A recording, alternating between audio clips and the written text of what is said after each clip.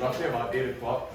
Thank you all so much for coming. I know people have rehearsals and things to get to at like 9, so we're going to make sure this ends by then.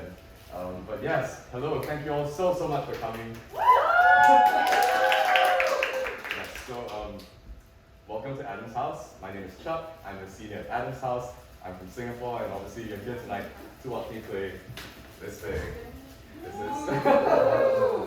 Before I introduce the instrument and before I introduce the program for today, let me introduce my wonderful accompanists who are instrumental to making this happen. I have the lovely April Chen as well from Adam's House. And I have Eric Lin from Quincy House. Yes, so how is tonight going to go? We have a very chill vibe and literally an open door policy. If you need to dip early, try and do it in between songs. Not like while I'm performing, because that's a little rude, whatever. But yeah, food is free and sponsored by Adam's House. Thank you very much to Adam's House for making this happen. And yeah, it's been something that's been in the works for me since honestly the beginning of the year, and something I really wanted to do. So yeah, the vibe is very chill and also sort of educational. I want to be able to introduce to you guys what this instrument is, the history behind it, as well as the history and stories behind some of the pieces. And most importantly, in between songs, I'll be introducing some of the pieces and introducing what the pieces mean to me. Just because every time I've gone to like something that's like classical or something that's a bit like esoteric, I'm like, oh, what am I listening to? And I want to be able to give you my insight, and then from there, you can make your own interpretation and figure out your own story. Yeah, there's also a Facebook Live recording going on because I have asked my lovely friends and family from home, many thousands of miles away, to tune in on a Friday morning. So, hello. they can see you, and maybe him. But yeah, hello. Thank you so much for tuning in. If you are tuning in. And yeah, so let's get started. So what is this? This is the erhu. The erhu is a Chinese traditional instrument. This instrument has about 3,000 years of history, and it takes this very modern form today. How is this played, and what are you going to hear when you hear today's performance? For those of you who are string players, you'll be familiar with the fact that you need to tune your strings.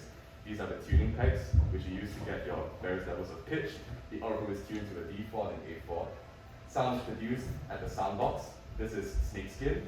And the fun fact about this particular erhu, I got this my freshman year of college when I absolutely did not intend to play erhu anymore. But then the freshman year talent show came along, and they were like, anybody with talents, come and perform. I'm like, I have the talent, but it's like 1,000 over miles away. I was here with my parents, and they were like, you should just get one. So I got one for $80 off of eBay, and it came 2 days before the talent show, and I learned it, and now I love it. I mean, this guy, my erhu at home, I'm sorry I haven't paid you in for it. I will see you soon. But yeah, so because of the qualities of this instrument, with the snakeskin, the wood, etc., the erhu has always been compared to the human voice. And it sounds very resonant, it sounds very personal. Today also I'm going to be showcasing a lot of contemporary techniques. Just to really show off what is happening. My final note before I begin the first song, program booklets can be found on the left, right, behind, if you want to scan them and look through and listen to what you're playing. The program notes are mostly historical and tell you about the history of the song. But yeah, let me talk about the personal meaning behind the very first song, which is Saima. So Saima is Chinese for racing horses. And this is the very first solo I ever played when I was 14 years old. Those of you who have been around since like 2018 in Harvard College, you might have heard me play this before. Anybody who's in CSA would have heard this lots and lots of times. So that's how we're going to get started and warmed up. All right, thank you so much. Oh yeah, and yes, just a note. Yes, my accompanists will join me towards the second half of the performance. So don't worry that they're not performing quite yet. Work is right. All right. Yes. Without further ado, here's Simon.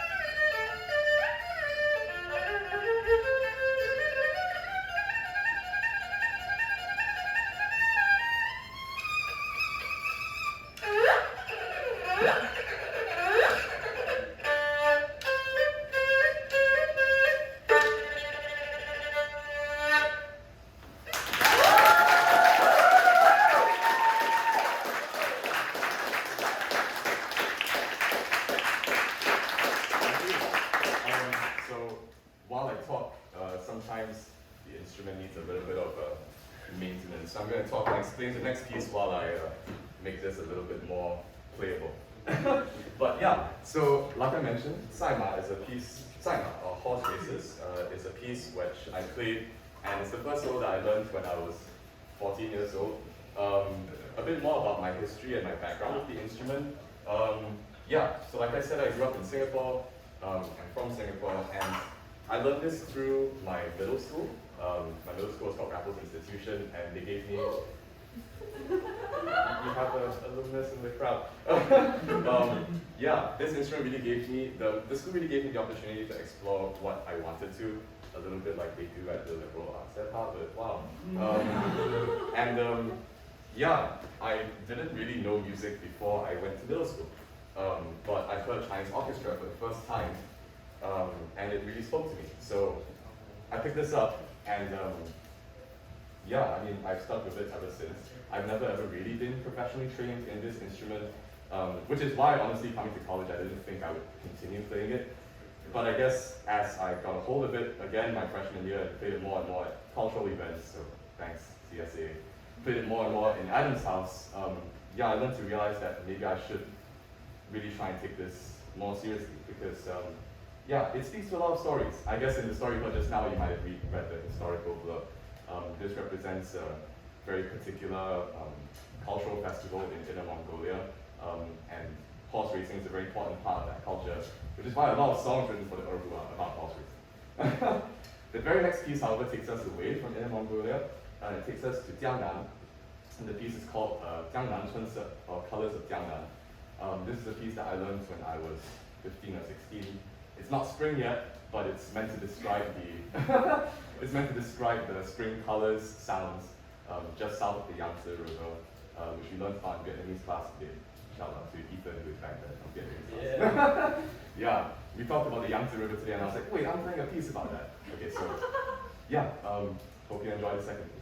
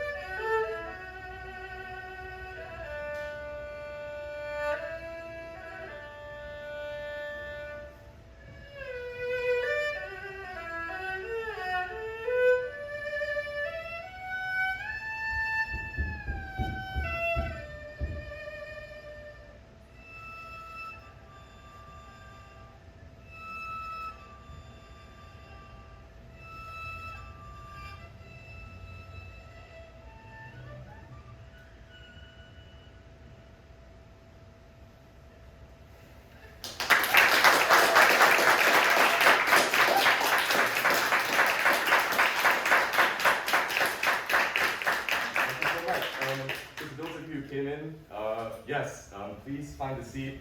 Food and drink is free. Program booklets can be scanned using the QR code. Yeah, so let me explain what you just heard there.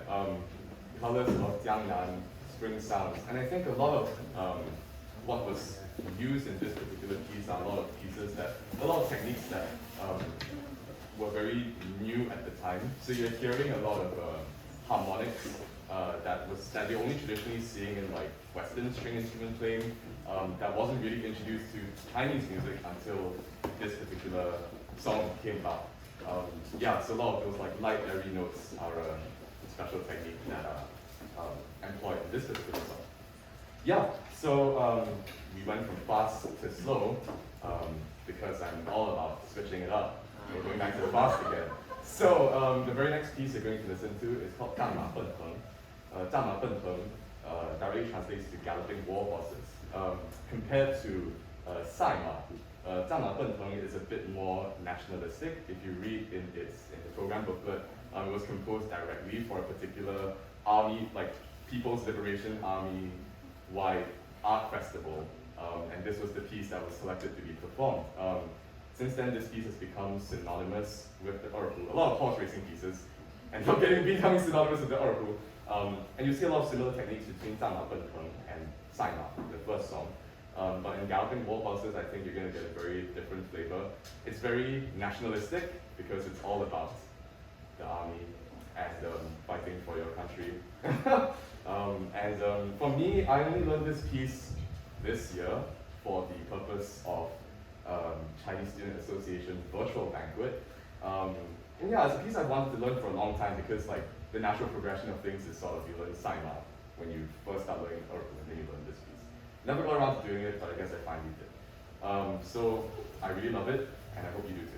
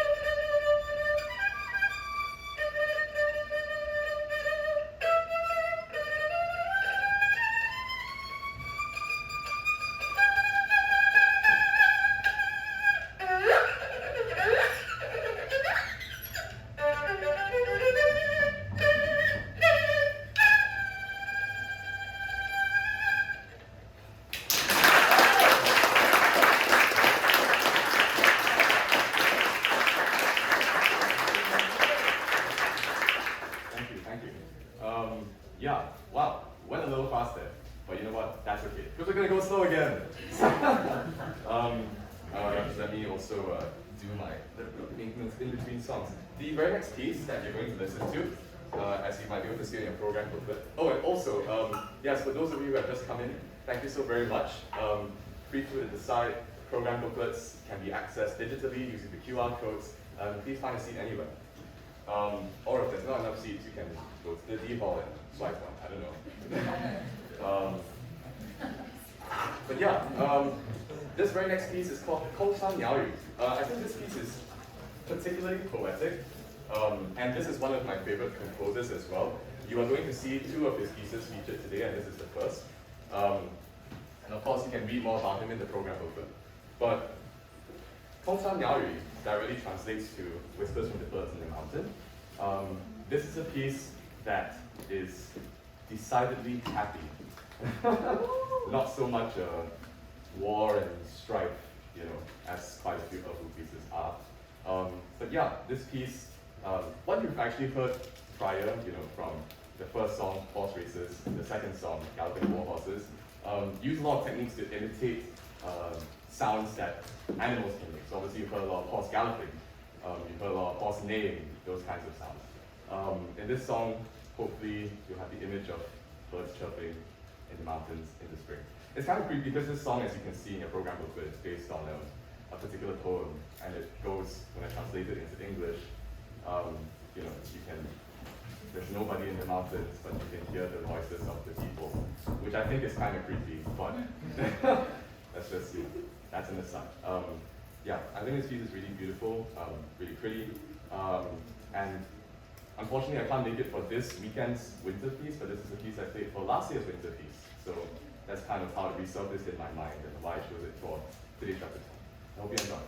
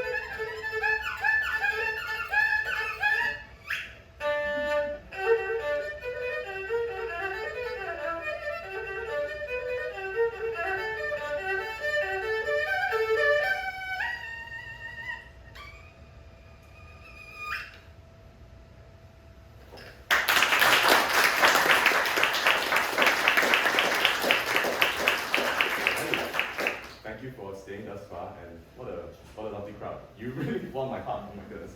What a lovely performer.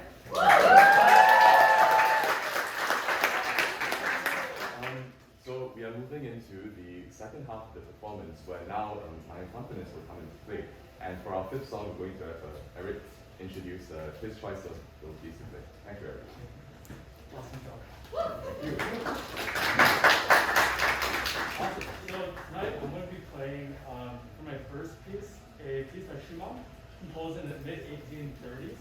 And contrary to what Chuck has shown us so far, It's a piece that's very simple and there's no technique involved. Wait a minute. And it's about a collection of childhood memories that Schumann had.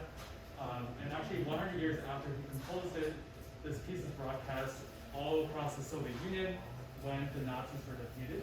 So it's also a piece about remembrance. And I think 100 years after that, during COVID, I think we've all had those times where we just really wanted to go back to those happy memories we had in the past. And hopefully we can recreate those once things open up next year.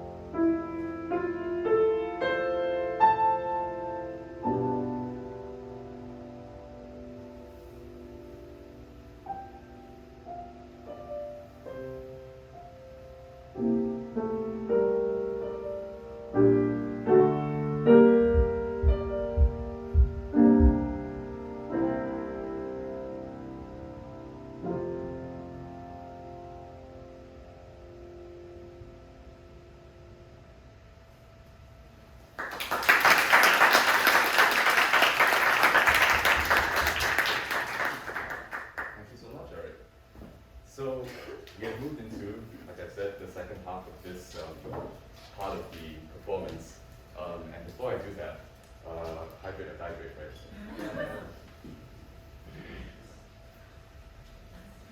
So the pieces you're going to hear, the last three pieces that you're going to hear, are pieces that are a little bit more epic. Is the way I like to put it. Yeah. Thank you. So this first piece I'm going to be playing is called Czardas. Not even a Chinese piece. Told you. Thought you were coming here to experience Chinese music. It's not just that. Czardas is a Hungarian piece. Well, not a Hungarian piece.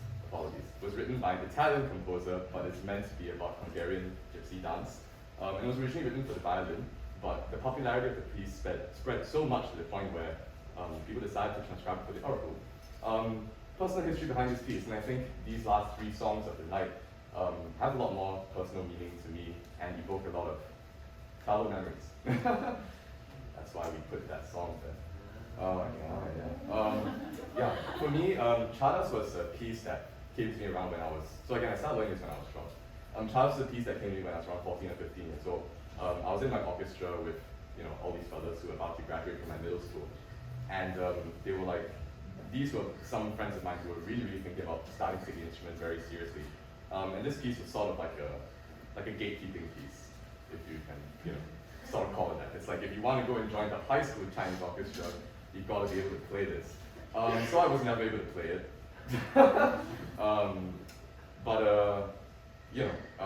Moving on into high school Chinese orchestra, obviously, like, I didn't find difficulty. It was a joke. I just never put in the effort to, like, learn about this piece and understand why it's so powerful. I didn't really like it because I was always biased against, like, Western pieces in general. Just because, I grew up sort of with this instrument, only knowing music from this sort of perspective. But we all mature, right? So I guess this piece is a bit of a challenge to me. It was also came up back to me again in my memory this year because of Chen, who introduced me to the flute, and the fact that the flute can play a lot of music. And Czardas is one of those pieces. So I was like, if she can do it, I can do it.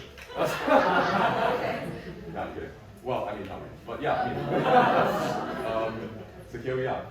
Please enjoy Czardas.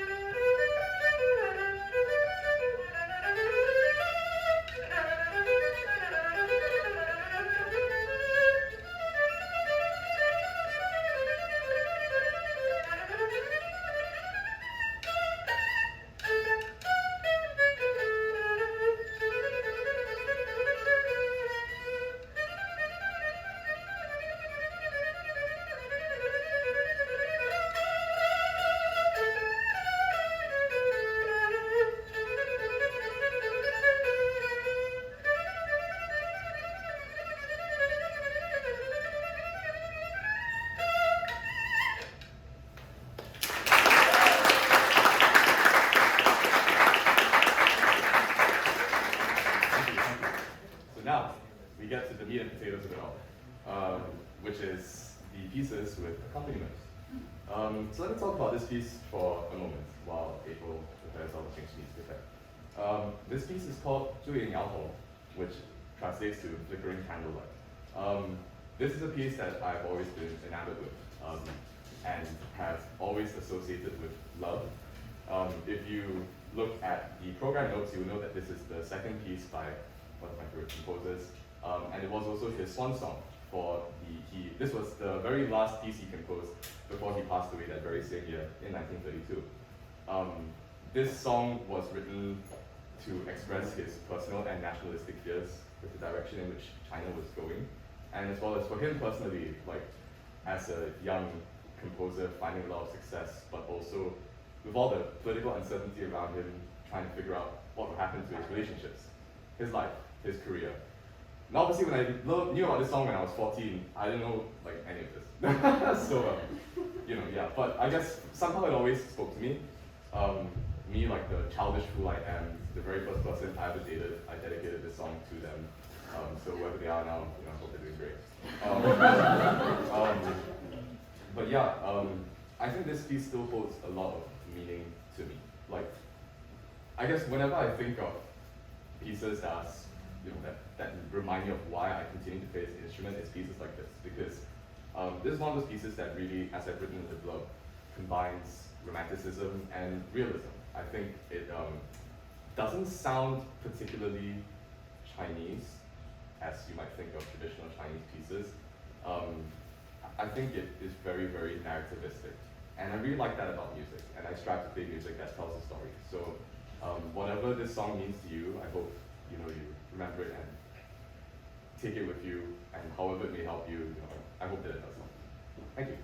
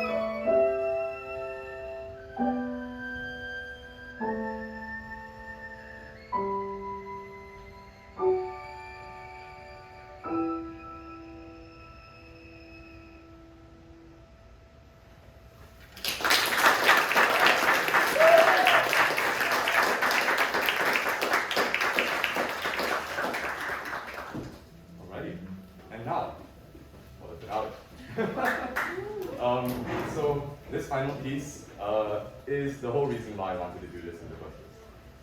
This final piece is called 三门峡畅想曲, or the Three Gorges Dam Capriccio. Now, I'm going to dive a little bit into the history behind the song and what the author, what the composer sort of intended before I tell you my own personal meaning. As you can see in your program booklet, this one takes up 2 pages. It's extra special. Yeah, this song in particular is very, very nationalistic, and it comes at a time where the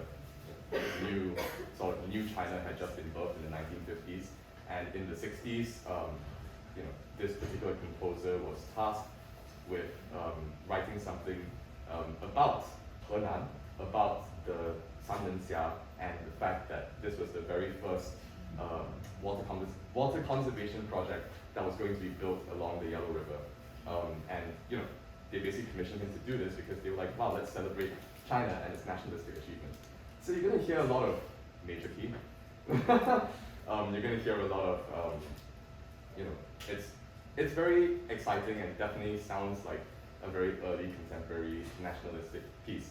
I didn't know this when I first heard it, obviously.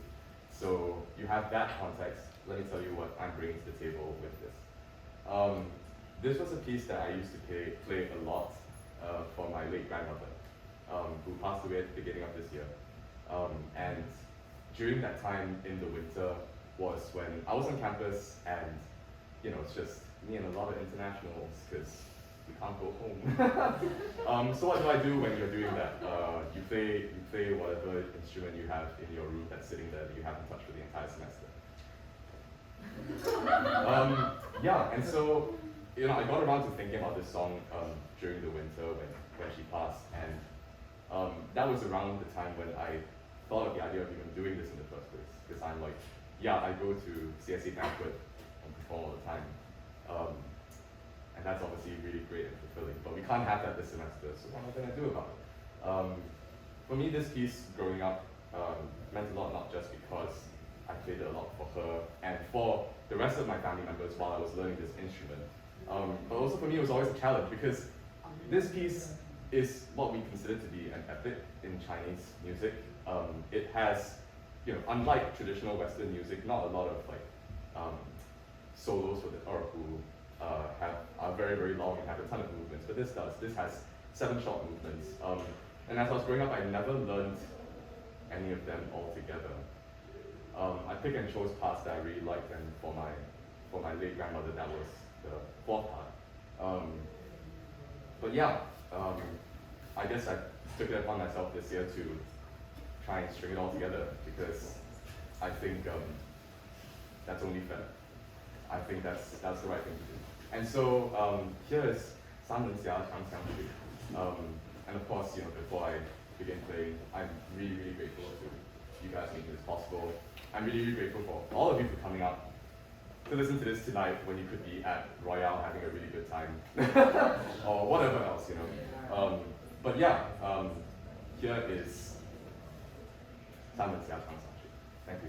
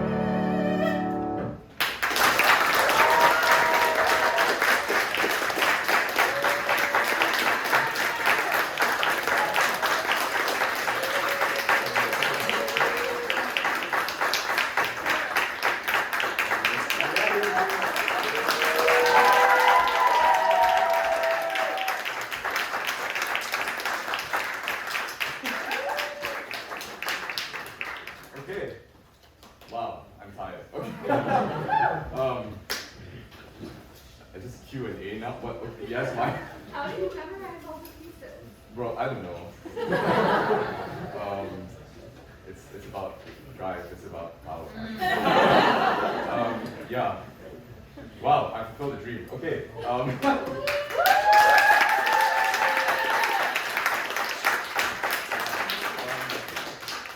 thing's a little bit scuffed. I never promised to be a professional, that's why this is free.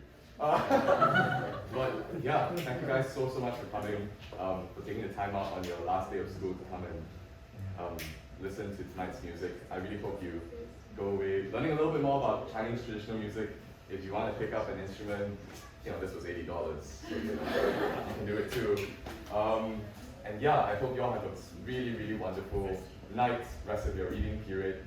Yeah, thank you so much for coming and making this winter really special.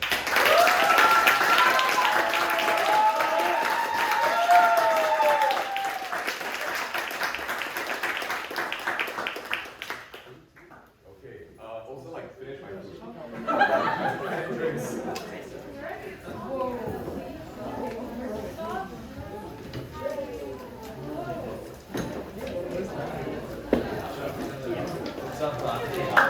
I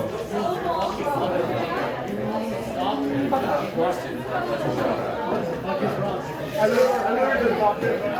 Hey, morning. You can't do that without